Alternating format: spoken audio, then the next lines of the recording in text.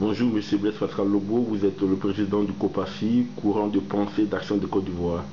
Le panel des chefs d'État de l'Union africaine vient de prendre une décision depuis le jeudi dernier. Quel commentaire vous inspire cette décision au sujet de la crise post-électorale en Côte d'Ivoire? Je vous remercie, cher messieurs. Bon, pour parler du panel, je pense que ce panel était censé nous donner la paix. Mais est-ce que depuis jeudi, on a la paix en Côte d'Ivoire? Et je crois que pour moi, vu tout ce qui se passe dans les deux camps, le panel a tout simplement échoué dans sa mission. Donc, comme Makoussi, comme Togo, comme Accra, comme Pretoria, comme Ouaga, le panel vient de montrer ses limites. Et je pense qu'il faut passer à autre chose. Autre chose, peut-être panel 2 ou bien, je ne sais pas. Mais il faut proposer un autre médicament parce que celui-là ne peut pas nous guérir comme les autres médicaments précédents. Donc aujourd'hui, nous, notre rôle en tant que responsable politique, c'est de lancer un appel à toute la Côte d'Ivoire pour qu'elle prenne ses responsabilités pour marcher vers le chemin de la paix. Voilà.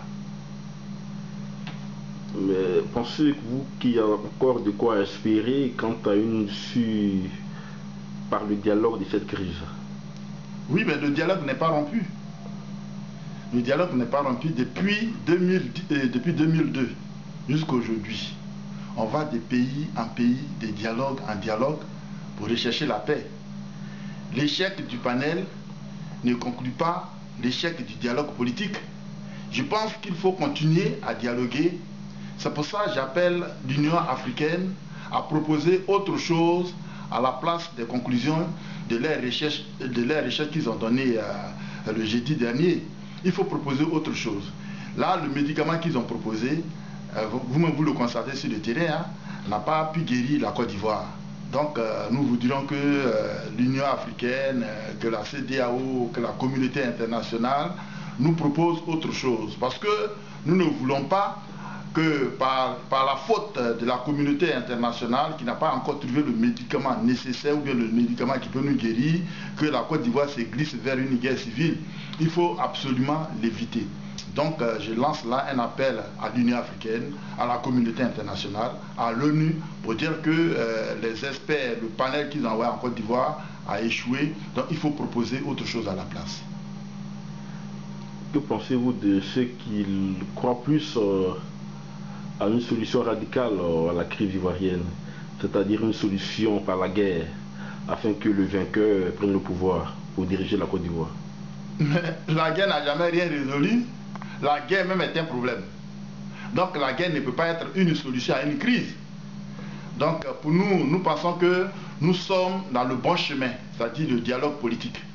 Il faut régler la crise économique politiquement. C'est pour ça que je voudrais quand même appeler les uns et les autres à revoir les positions pour qu'on ait la paix. Il ne faut pas que les gens soient dans les positions tranchées, parce que ce n'est pas ce qui résout justement le problème. Regardez, si le panel a échoué aujourd'hui, c'est parce qu'ils sont venus avec des solutions préétablies. Or, ce n'est pas ce qu'il fallait.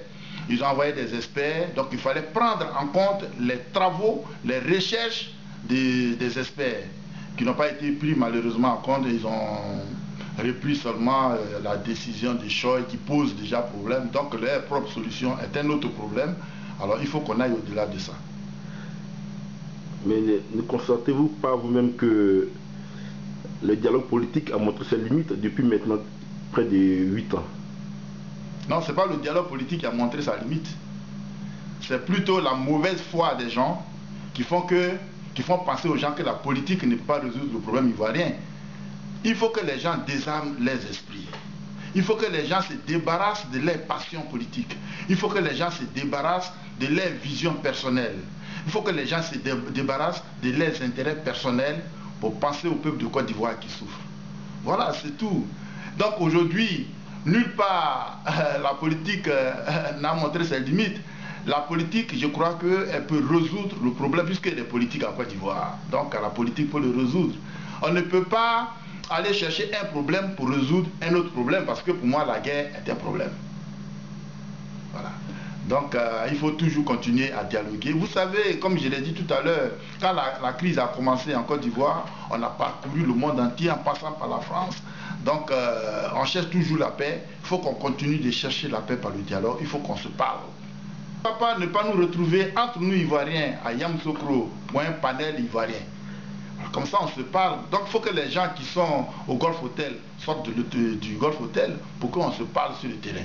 C'est tout. Vous parlez de dialogue, mais jusqu'à quand va-t-on dialoguer en Côte d'Ivoire pour régler la crise? Non, le dialogue est nécessaire tant que nous n'avons pas encore la paix.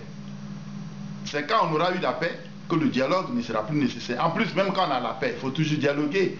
Donc, je pense que moi, aujourd'hui, en tant que responsable politique, en tant que démocrate, je ne peux pas proposer la guerre à la place de la démocratie. Pour moi, ce n'est pas possible. Donc, ce que nous proposons aujourd'hui, c'est le dialogue. Il faut qu'on continue dans le dialogue, même si le panel a montré ses limites, mais il faut chercher autre chose, autre médicament un peu plus fort que le panel. Merci, M. Pascal Lobo. Je vous remercie, monsieur.